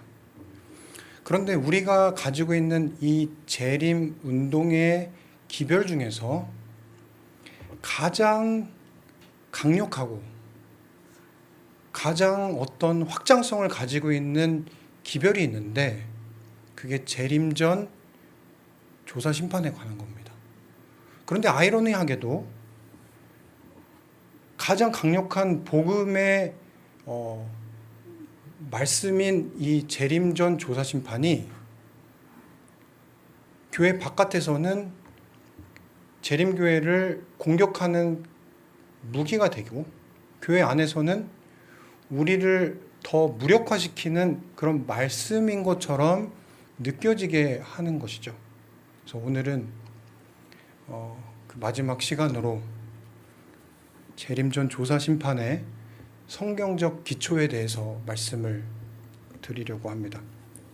사실은 이 말씀은요, 재림 전 조사 심판의 성경적 기초라고 하는 그 성경연구소, 한국연합회 성경연구소에서 나온 책을 요약한 겁니다. 그 책이 한 450페이지 이상 되는 두꺼운 책인데 이 책을 요약했어요. 그래서 그 책의 내용을 바탕으로 이 말씀을 준비했습니다. 저자는 마빈 모어라고 하는 분이고 시조사 편집장이셨던 분이신데 미국에 지금은 돌아가셨습니다. 근데 이분의 책을 가지고 오늘 나눠보도록 하겠습니다. 1844년에 하나님께서 하늘에서 조사 심판을 시작하셨다라고 하는 제7일 안식일 예수 재림교회의 이 교리는 안식일, 죽은 사람의 상태, 그리고 또 다른 교리들보다 더 자주 논란거리가 되어 왔습니다. 그것은 의심할 것이 없이 우리 교리 중에서 가장 많은 논쟁을 일으켜왔고 지금도 가장 큰 논쟁 중에 있습니다. 우리 역사의 대부분의 기간 동안 우리 교회 안팎으로 사람들은 이 가르침에 대해서 도전해 왔습니다.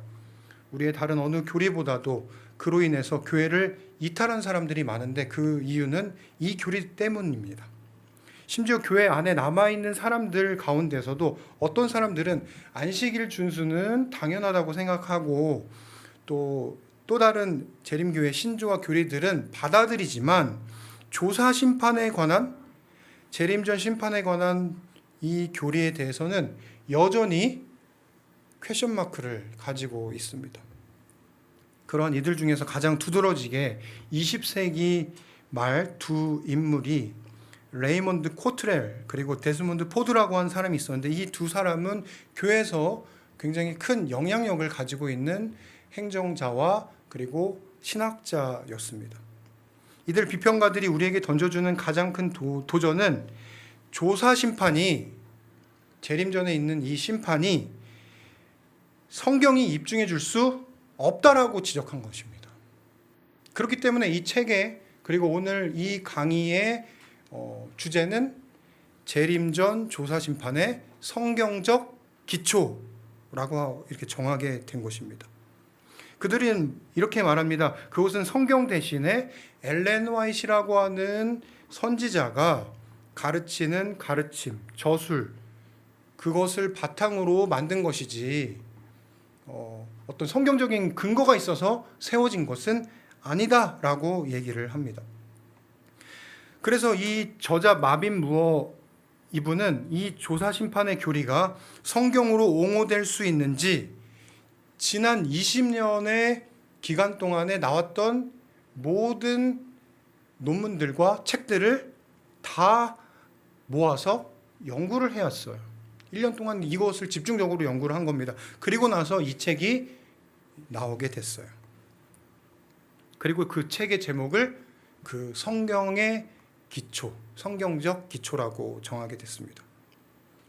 최근 국내에서 재림교 안팎으로 조사심판의 교리에 대해서 도전과 공격이 거세지고 있고 더 앞으로 거세지게 될 것을 체감하면서 이러한 연구가 성경을 신실하게 연구하고 또 배우는 우리 선교사관학교 그리고 재림 성도에게 예방책이 될 거라고 저는 생각했습니다. 여러분, 조사심판이 있는 목적이 뭘까요? 재림 전에 이 심판이 있는데 이거는 뭐 부인할 수가 없거든요. 뭐 성경에 분명히 심판이 있다라고 얘기했기 때문에 이것을 부인할 수는 없습니다. 뭐 어떤 분은 심판이 없다라고 얘기도 하고 그 심판을 완곡하게 변화시켜서 뭐 얘기를 하시기도 하는데 성경은 분명하게 심판이 있어요. 그러면 이 심판이 주어진 목적이 무엇이냐라고 하는 것이 우리에게 첫 번째로 중요한 어떤 과제일 것입니다. 제7일 안식일 예수재림교는 이 기본교리 28개 중에서 24번에 이 조사 심판을 다루고 있는데 그 목적을 이렇게 기록합니다. 하나님께서 얼마나 공의롭게 그분의 백성을 대우하시는지 천사들에게 드러내 보여주는 것이 조사 심판의 목적입니다. 조사 심판은 하늘에 지성들이 있는데 그 지성이 있는 존재들에게 죽은 자들 중에 누가 그리스도 안에서 잠자고 있고 누가 그분 안에서 첫째 부활에 참여하기에 합당한지를 드러낸다라고 하는 겁니다. 여러분, 조금 더 설명을 드리면요. 우리는 예수님의 재림 전에 지금 살다가 언제 죽을지 몰라요. 예수님 재림 전에 살다가 죽을 수 있겠죠. 뭐 살아서 맞이할 수도 있는 것이고. 그러면 이렇게 살다가 죽고 나면 그 사람의 생애는 이미 하나님께서 가지고 있는 그 책의 기준에 의하면 이 사람은 이미 하나님 나라에 들어갈 수 있는지 없는지를 다 알고 계세요. 그러니까 다시 말해서 이 조사심판 기간에 이 사람에 대한 결정이 판결이 나는 게 아니라 이미 이 사람의 살아생전에 결정이 나요.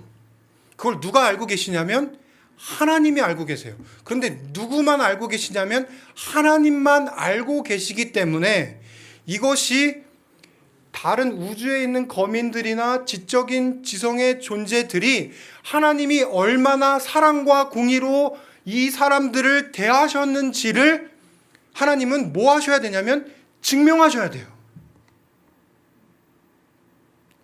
이미 그리스도 안에서 그분의 보혈의 피를 믿고 죄된 생애 속에 살았음에도 불구하고 그 사람의 생애가 하나님의 자녀로 바뀌게 되면 그 사람은 뭐한 사람이에요? 하나님의 기준에서는 하나님의 백성이에요. 그런데 사람들은 저 사람 저렇게 평생 저렇게 살았는데 저 사람 하늘나라 들어갈 수 있어? 안 되는 거죠. 근데 그것을 하나님은 알고 계시기 때문에 다른 지적인 존재들에게 하나님께서는 증명하실 입장을 가지고 계신 겁니다. 그게 재림 전 심판이 있어야 하는 이유예요. 그래서 심판이 3개가 있거든요. 재림 전 심판이 있죠. 그것은 누구를 위해서냐면 우주에 있는 지적인 지성 존재들을 위해서 하나님이 어떻게 사랑과 공의로 이 사람들을 구원하셨는지를, 그리고 어떤 사람들은 정말 안타깝게도 구원하고 싶었지만 그 사람들이 거절함으로 인해서 들어가지 못하는 이유를 하나님은 보여주시는 겁니다. 그리고 나서는 천년기가 시작되죠. 재림 후에. 그럼 천년기 동안에 누가 올라가요? 죽었던 사람들이 올라가죠. 하나님 믿고 죽은 사람들이. 그리고 하나님 믿고 살았던 사람도 올라가요. 그런데 그 사람들의 물음표가 생깁니다. 지금 저 집사님은, 저 목사님은, 저 장로님은 왜 나와 함께 지금 여기에 계시지 못하는 거지? 내 사랑하는 가족이 왜 지금 못 온 거지? 라고 하는 의문이 생기잖아요. 그것을 하나님은 뭐 하셔야 되냐면 또 증명하셔야 돼요. 그리고 나서 이제 마지막 도말 심판이 있어요. 근데 그 도말 심판에는 죽었던 죄인들이 다 살아나죠. 그리고 나서 죄인들이 다 살아난 다음에 그 사람들이 모두 다 무에서 시작됐으니 무로 돌아가게 된단 말이에요.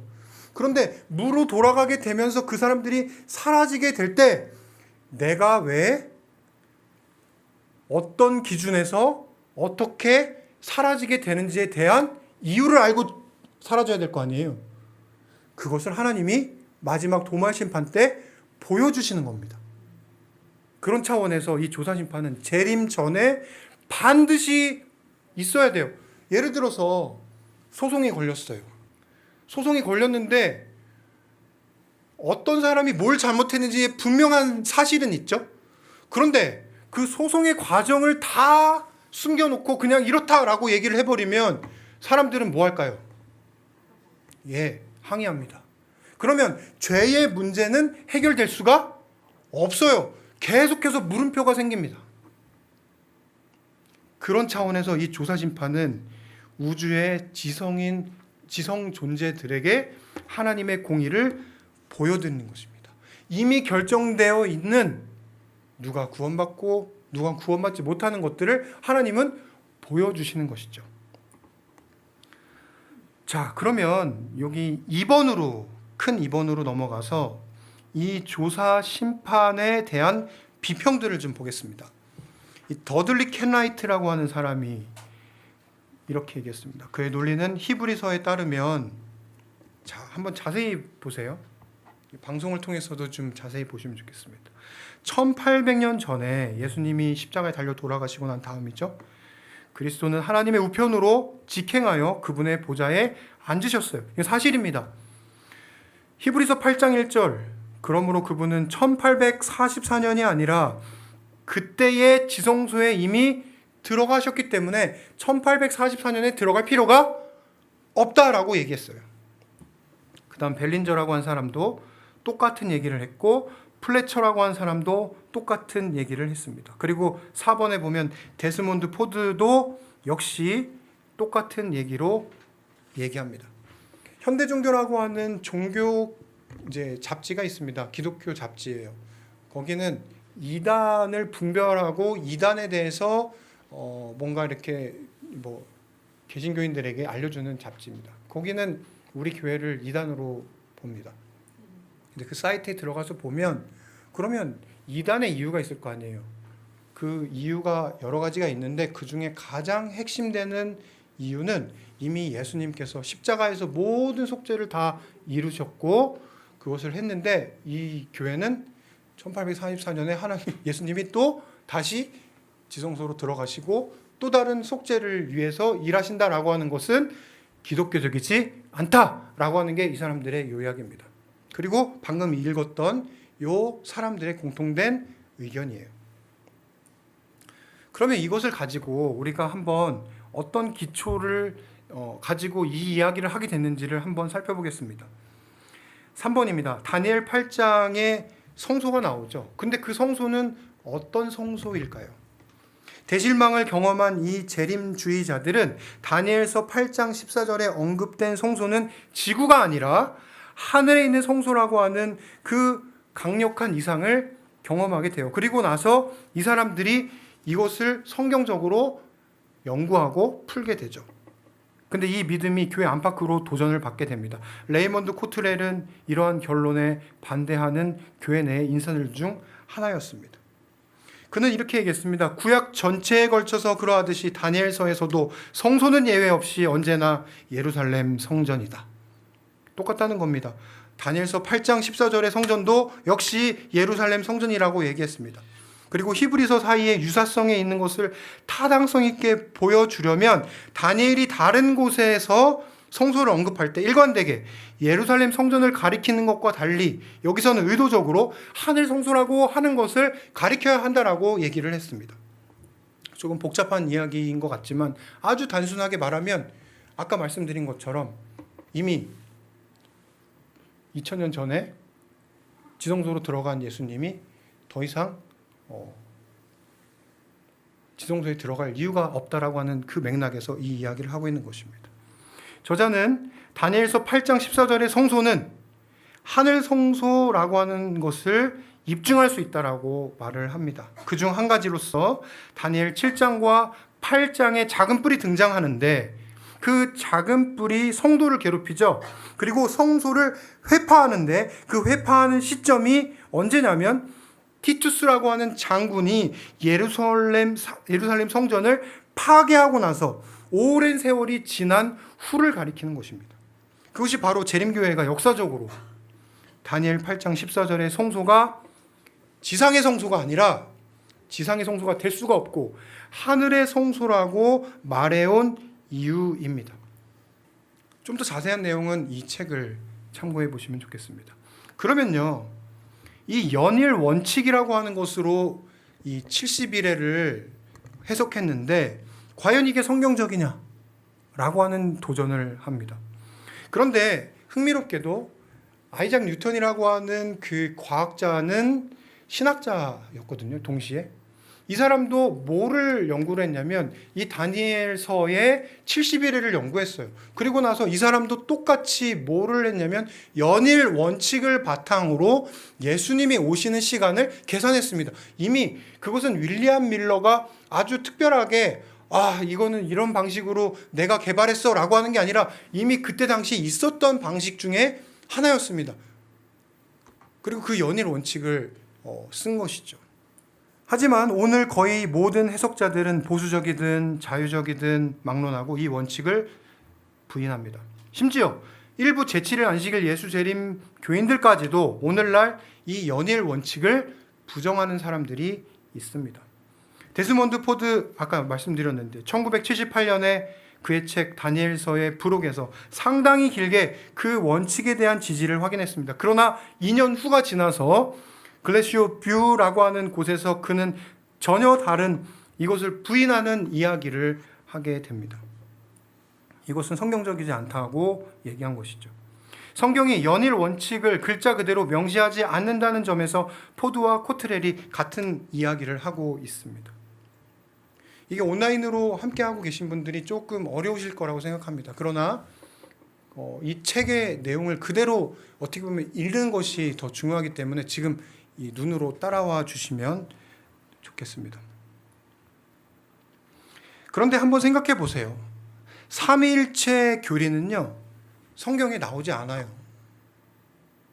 그러나 삼위일체 사상을 우리는 믿습니다. 동일한 맥락에서 연일 원칙 역시 성경이 그것을 그대로 명시하지 않지만 성경 안에서 그 해석의 사상을 받아들일 수 있습니다. 우리 그 재림교회 그 성경학자들 가운데 구약학자들이 굉장히 유명한 사람들이 많았어요. 그 중에 윌리엄 쉐이라고 하는 분이 이런 얘기를 했습니다. 다니엘 9장 24절에서 27절에 70일의 사건을 예언된 사건들이 문자적으로 한번 해보자. 그러면 70주일이 1년 5개월이 되거든요. 그러면 그 1년 5개월 안에 이 일이 이루어지는가라고 했을 때 그것이 문자적으로 이것이 이루어지는가라고 하면 시간이 너무 부족해요. 그것이 해석이 안 되는 것입니다. 69주일이나 70주일은 문자적으로 예루살렘의 성전과 성읍을 재건하기에는 충분한 기간이 안 되는 것을 우리는 확인할 수 있습니다. 그 70일에가 성전이 중건한다라고 하는 영이 날 때부터 계속 그 이야기를 하고 있잖아요. 어떻게 그게 역사적으로 실현이 됐을까요? 실현이 될 수 없었어요. 다시 말해서 시간에 관계된 예언적 진술에 대해서는 장기적인 역사적 실제에 적용해야 한다라고 주장을 했어요. 문자적으로 이해한 기간이 해석의 틀에 맞추기에 너무 짧아지면 과거주의든 미래주의든 역사주의를 막론하고 우리 모두는 날이 해를 가리킨다라고 하는 그 연일 원칙을 우리는 쓸 수밖에 없다라고 얘기했습니다. 그래서 그것을 한번 써보니 어떻게 됐는가? 놀랍게도 70일의 기간이 정확하게 맞는 것입니다. 예루살렘 성이 중건하라고 하는 영이 날 때부터 69일회가 지나고 나서 메시아가 나오는 그 사건이 정확하게 성경적으로 일치하는 것을 보게 됐습니다. 이거 연일원칙 맞는 것이다. AD 27년에 그리스도의 침례까지 정확하게 483년, 여기 보니까 480일이 69일인데 그것이 맞았습니다. 그렇다면 71회의 예언의 연일 공식의 타당성을 우리는 확인한 셈입니다. 또한 그것이 다니엘 8장 14절에 2300년의 기산점을 제공한다는 것도 우리는 성경을 해석을 통해서 알게 됐어요. 그렇다면 그것을 연일 원칙으로 계산하게 되면 71회가 맞은 것처럼 2300년도 동시에 적용이 돼서 1844년이 돼서 마치게 되는 것입니다. 네, 이 부분은 또 굉장히 어렵다라고 생각하실 수 있지만 이 내용이 이렇다고 하는 것만 일단 이해하시면 좋겠습니다. 그래서 다니엘의 예언을 이렇게 이해함으로써 예수님의 침례로 정확한 시간에 이것을 확인함으로써 다니엘 8장 14절에 성소의 정결의 옹호는 1844년에 시작했다라고 하는 재림교인들의 입장이 정당하게 된 거예요. 그러니까 지구의 정결이 아니라 다니엘 8장 14절은 절대 될 수 없는 거죠. 어떤 해석으로도 맞지가 않는 거예요. 그러면 다니엘 8장 14절을 맞추려면 정확하게 연일 원칙으로만 그 해석이 가능하다는 것을 지금 얘기를 하고 있는 것입니다. 또 하나의 이슈 5번입니다. 예수께서 휘장 안에 들어가시는 이야기를 그럼 어떻게 이해해야 하는가? 이미 2000년 전에 예수님께서 휘장 안에 들어가셨어요. 지성소 안에 들어가셨어요. 그러면 이걸 어떻게 이해하는가? 히브리서 9장은 속죄하기 위한 피를 가지고 지성소에 들어간 지상의 대제사장과 비교를 하게 놓고 보면 어떤 모습인가?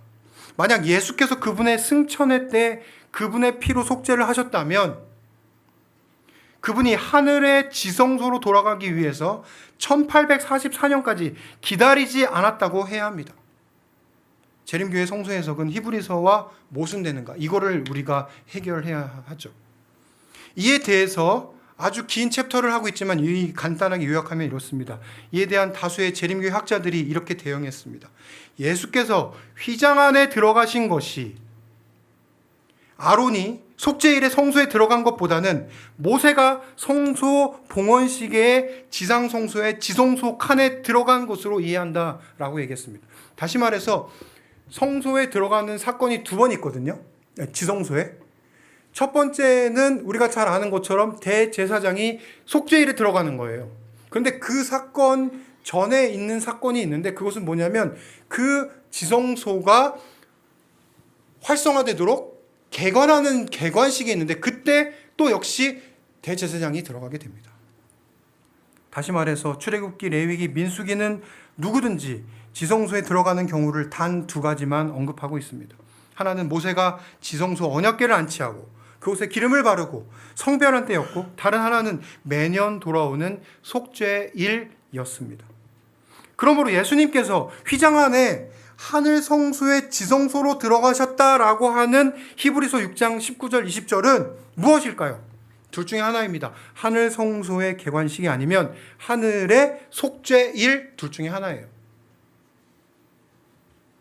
문제는 이 둘 중에 어느 쪽이냐 하는 것입니다. 이미 기술한 것처럼 데스몬드 포드는 히브리서 6장 19절은 분명히 속죄일이다라고 얘기했습니다. 그러나 제7일 안식일 예수재림 교회는 그 문맥을 고려해서 히브리서 6장 19절 20절에는 원형적 속죄일에 대하여 논의가 불가능하다고 여깁니다. 크게 두 가지예요. 속죄일과 관련된 표현이 없고 개관과 관련된 표현이 있다라고 하는 겁니다. 그러므로 하늘 성소의 속죄일이든 개관식이든 히브리서 6장 19절 20절에 구체적으로 명시되어 있지 않지만 이 구절의 직접적인 문맥은 하늘 속죄일 사건보다는 하늘의 취임, 임명 사건을 분명히 가리키고 있습니다. 여기까지 잘 따라오셨습니다. 그렇다면 엘렌 화이트는 이 하늘 성소 사상을 어떻게 이해하고 있었을까? 굉장히 중요한 부분입니다. 예언의 신, 예언의 선물이 엘렌 화이트의 글이 성경과 동일한 차원의 영감을 받았다 할지라도 재림교회의 믿음의 기초는 엘렌 화이트이 아닙니다. 반드시 성경이 기초가 되어야 합니다. 재림교회의 모든 교리는 반드시 항상 성경의 기반을 가져야 합니다. 이건 누가 얘기한 거냐면 엘렌 화이트 스스로가 얘기하는 겁니다. 그러나 어떤 교리가 성경으로부터 만들어진 후에 엘렌 화이트이 그것이 맞는지 틀리는지를 하나님으로부터 확인받았습니다. 두 번째, 조사심판은 하나님께서 이미 내리신 결정에 수긍한다는 차원에서 이해를 해야 합니다. 아까 얘기한 거죠. 성도들을 반대하는 사단의 고소 앞에서 천사들은 그 고소를 살피고 있습니다. 예수님은 천사들에게 성도들에게 내린 자신의 심판을 받아들이라고 요구하고 있다는 것이 엘렌 화이트의 관점입니다. 아까 말씀드렸던 부분이죠. 3번, 이건 굉장히 또 중요합니다. 별표를 해두셔야 됩니다. 갈바리 십자가 위에서 베풀어진 속죄는 완전한 속죄일까요? 완전한 속죄가 아닐까요? 완전한 속죄입니다. 지금 속죄를 하고 있다라고 하는 그 말은 그리스도께서 십자가 위에서 이루신 그 완전한 희생의 속죄 혜택을 적용한다라고 하는 뜻을 가지고 있는 것입니다. 적용하지 않고 그냥 완전히 이루었다라고 끝나는 것은 말이 안 되는 것이죠. 엘렌 화이트는 이렇게 뒷받침합니다. 갈바리 이후에 하늘 성소의 봉사에서 그리스도는 그의 속죄의 혜택을 자기의 제자들에게 뿌리고 계신다라고 얘기했습니다. 초기 문집의 엘렌 화이트의 진술은 문자적이기보다는 상징적입니다. 하늘 성소가 지상 성소보다 훨씬 뛰어납니다. 그것은 지상 성소가 그대로 본뜬 것이 될 수 없을 정도로 뛰어나다고 얘기하고 있습니다. 제가 한 가지 경험을 이야기해 드리고 오늘 이 시간을 또 줄이도록 하겠습니다. 제가 대만에 봉사대를 갔어요. 연령층이 다양했습니다. 우리 대원들이 나이 많게는 50대 되신 분도 계셨고 10대 소년들도 있었습니다. 한 10명 가까이 되는 그런 대원들과 대만 봉사대를 마치고 마지막 하루 이틀을 관광을 하게 됐어요. 그리고 나서 이제 관광을 마치고 돌아가는 날을 제가 여러분 지금 이제 집에 돌아갈 시간입니다. 집에 돌아가려면 여권이 필요하죠? 여권 확인하세요. 그러면서 여권을 확인하게 시켰어요. 그런데 그 9명의 대원들은 다 여권을 찾았는데 한 명의 대원이 여권을 못 찾는 거예요. 아무리 뒤져도 다 빼고 없는 겁니다. 막내였어요. 10대 소년, 중학교 2학년 정도 되는 아이였습니다. 물어봤어요. 너 장난치지 말고 빨리 내놔라. 이 아이가 얼굴이 상기돼서 어제 탔던 택시에서 놓고 내린 것 같다. 그런 얘기했어요. 이렇게 되면 이제 큰 문제가 생기는 게 어른들은 주민증이 있기 때문에 그 사무소에 가서 거기는 대사관이 아니라 사무소예요. 대만은 사무소에 가서 이거를 바꿀 수가 있어요. 그런데 얘는 주민증이 없는 거예요. 그래서 저는 대장이었기 때문에 나머지 대원들을 다 보내고 그 아이와 저의 티켓을 캔슬하고 사무소를 찾아갔습니다. 그 사무소에서 길게는 일주일 걸릴 수도 있다. 그날 저는 반드시 집에 가야 됐었어요. 왜냐하면 저희 아내 생일이었거든요. 전화로 내일 갈게, 내일 꼭 선물 가지고 갈게 그렇게 했는데 지금 집에 못 가게 됐습니다. 그것도 일주일 뒤에 갈 수 있는. 그런데 그 사무소 직원이 제게 그런데 선생님 혹시 지금 즉시 한국에 연락을 해서 이 아이가 한국 사람이라고 하는 증명을 할 수 있는 서류만 보내주신다면 제가 최대한 빨리 만들어 보겠습니다. 그럼 오늘 갈 수 있을까요? 그랬더니 잘하면 오늘도 가능할 수 있다. 그런 얘기를 했어요. 이게 빨리 되면. 그래서 제가 공항과 그 사무소를 왔다 갔다 하면서 그리고 한국에 있는 그 아이의 부모에게 전화를 해서 필요한 서류를 다 받아서 그것을 이쪽 사무소에 보내라고 했습니다. 그리고 나서 정말 오후 한 5시, 6시쯤 딱 이제 사무소가 문을 닫을 때쯤 돼서 간신히 그 임시 여권이 발급이 됐어요. 그리고 나서 제가 그 아이를 데리고 공항에 갔습니다. 그런데 두근두근 거리는 거예요. 아, 이게 지금 이 여권이 안 된다고 하면 또 어떡하지? 지금 티켓팅 다 끝났는데. 근데 그 분이 딱 보더니 한 번도 본 적이 없는 것처럼 이거를 보는 겁니다. 이게 뭐죠? 물어봐요, 저한테. 임시 여권이라고 얘기했어요. 그러더니 막 전화하고 막 물어보더니 결국 도장을 찍어줬어요. 그리고 나서 거기를 통과했는데 제 다리가 잘 풀리는 거예요. 아, 이제 비행기를 탈 수 있겠구나. 근데 제가 그때 한 가지 깨달은 게 있습니다. 그 아이는 누가 봐도 한국인이에요. 그러나 거기를 통과하려면 한국인인 것을 증명해야 돼요. 누가 증명해야 될까요? 그 부모님밖에 증명할 수 없어요. 근데 그 부모님이 한국에서 저 머리가 그려져요.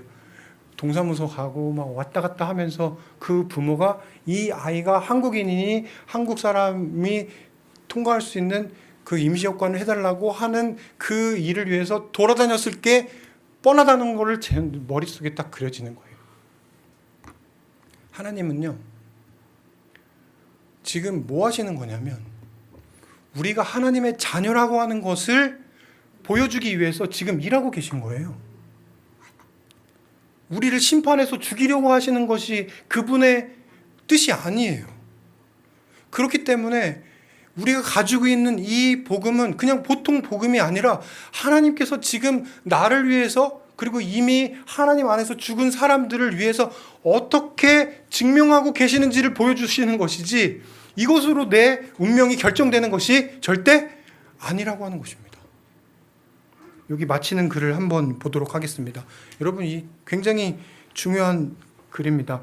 이 조사심판의 교리가 왜 필요한가? 무슨 차이가 있는가? 이게 도대체 있든 없든 무슨 상관인가? 조사심판의 가르침이 개인의 신앙에 어떤 영향을 주는가? 예, 영향을 줍니다. 이런 영향을 줍니다. 첫 번째, 하나님이 죄를 심판하신다는 것은 그것을 아는 것은 유혹에 굴복하도록 우리를 피하도록 우리를 보호해주는 역할을 해줍니다. 마음대로 살지 않도록 지켜줘요.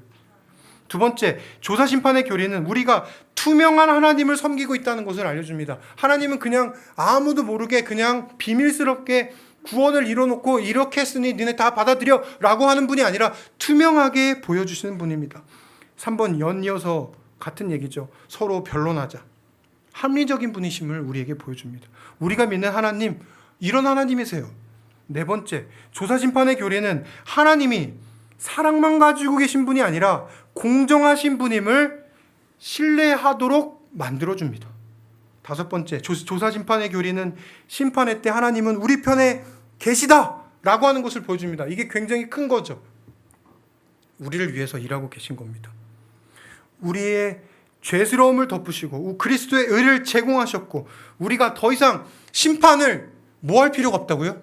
두려워할 필요 없다라고 하는 걸 보여주는 겁니다. 그러니까 이거를 모르는 분들이 공격하는 거예요. 하나님의 품성과 맞지 않는다고. 하나님의 품성은 이거예요.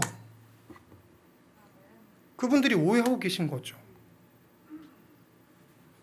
조사심판의 교리는 죄와 고통이 끝날 것을 알려줍니다. 코로나 없어집니다. 그리고 질병, 죽음 없어집니다. 하나님께서 만드시는 우리에게 주시는 세상은 이런 세상이라고 하는 것을, 그 고통이 끝난다고 하는 것을 알려주는 것입니다. 7번, 조사심판의 교리는 우리가 누구고 우리가 왜 여기 있는지를 분명하게 알려줍니다. 조사심판의 교리는 세상을 향한 우리의 기별이 얼마나 중요한 부분인지를 알려주고 있습니다. 마지막 9번째, 우리 다 같이 한번 읽어볼까요? 시작. 조사심판은 우리가 마지막 때에 살고 있다는 것을 알려준다. 조사심판의 의미는 하나님의 백성을 위하여 힘센 복음을 만든다. 그냥 복음이 아니라 힘센 복음이에요. 우리가 세계 선교 어떻게 할까 고민하죠. 사실은 이 복음이 하는 일이지 우리가 하는 일은 아닙니다. 우리는 그 복음에 그냥 매달려 있는 것뿐이에요. 하나님의 능력과 은혜로 매달려 있는 것이지 하나님이 하실 일입니다. 이런 힘센 복음을 가진 우리 선교사관학교 그리고 우리 재림 성도 모두가 되기를 또 같이 기도하면서 마무리하도록 하겠습니다. 기도하겠습니다. 하나님 아버지, 오늘 저희에게 하나님께서 얼마나 좋은 분이신지를 다시 한번 생각해 보도록 도와주셔서 감사합니다. 특별히 마지막 시간에 배운 이 힘센 복음, 이것은 우리 교회를 공격하고 또 우리 교회 안에서 우리를 더 주저하게 만드는 그런 말씀이 아니라 우리가 더 자신 있게 전해야 하는 말씀임을 우리에게 말씀해 주셨습니다.